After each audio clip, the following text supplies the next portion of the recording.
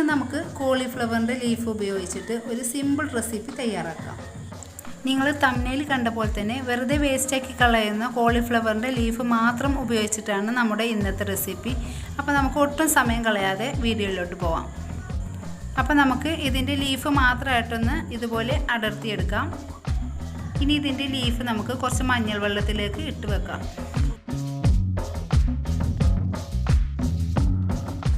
ഒരു 10 മിനിറ്റ് നമുക്ക് ഇതിലേക്ക് ഇട്ട് വെച്ച ശേഷം നമുക്ക് നന്നായിട്ടൊന്ന് വാഷ് ചെയ്തെടുക്കാം.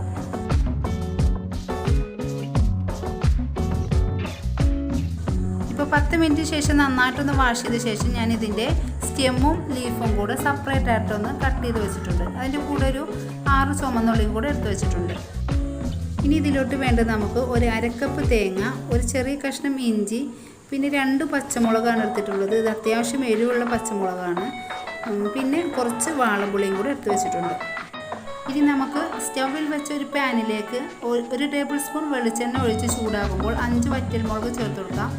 കൂടെ തന്നെ 1 ടീസ്പൂൺ ഉഴുന്നും കൂടെ ചേർത്ത് പൊട്ടിച്ചെടുക്കാം.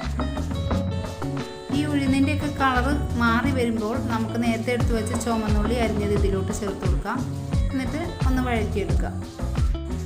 ചുവന്നുള്ളി വഴന്ന് വരുന്ന സമയത്ത് നമുക്ക് കോളിഫ്ലവറിൻ്റെ സ്റ്റെം ഇതിലോട്ട് ചേർത്ത് കൊടുക്കാം. അപ്പോൾ നമ്മൾ ആദ്യമേ സ്റ്റെമ്മ് ചേർത്ത് കൊടുക്കുന്നത് ഇതിന് ഇച്ചിരി കട്ടി കൂടുതൽ കൊണ്ടാണ്. അപ്പോൾ ഇത് വഴന്ന് വരാൻ ഇച്ചിരി താമസമാണ്. അപ്പോൾ ഇതൊന്ന് കുറച്ച് നേരം മൂടി വെച്ച് വേവിക്കുകയാണെങ്കിൽ നമുക്ക് പെട്ടെന്ന് വഴന്ന് കിട്ടും.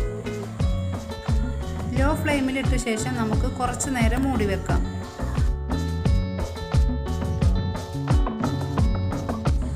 ഇപ്പോൾ ഏകദേശം 5 മിനിറ്റിന് ശേഷം ഞാനിത് തുറന്ന് നോക്കിയപ്പോൾ ഇത് സ്റ്റെമ്മൊക്കെ വഴന്ന് വന്നിട്ടുണ്ട്. ഇനി നമുക്കിതിലോട്ട് ലീഫും കൂടെ ചേർത്ത് കൊടുക്കാം.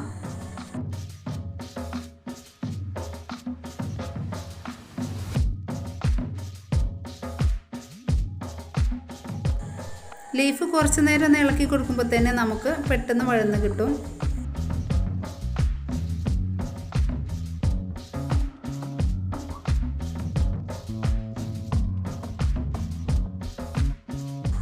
ഇപ്പോൾ ലീഫും ഏകദേശം വഴന്ന് വന്നിട്ടുണ്ട്. ഇനി നമുക്കിതിലോട്ട് വാളംപുളി ചേർത്ത് കൊടുക്കാം. ഇതും കൂടെ ചേർത്ത് ഒന്നും കൂടെ ഇളക്കിയ ശേഷം നമുക്ക് തീ ഓഫ് ചെയ്യാം.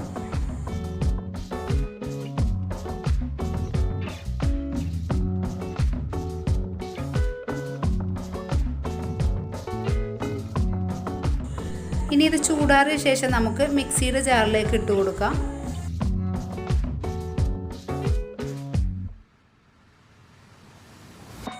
ഇപ്പം നമ്മൾ വഴറ്റിയതെല്ലാം മിക്സിയുടെ ജാറിലേക്ക് ഇട്ട് കൊടുത്തിട്ടുണ്ട്. ഇതിൻ്റെ കൂടെ തന്നെ നമുക്ക് പച്ചമുളകും തേങ്ങായും ഇഞ്ചി ഇതെല്ലാം ചേർത്ത് കൊടുക്കാം. ഇനി ആവശ്യത്തിനുള്ള ഉപ്പും കൂടെ ചേർത്ത് ഇതെല്ലാം കൂടെ നമുക്കൊന്ന് അരച്ചെടുക്കാം.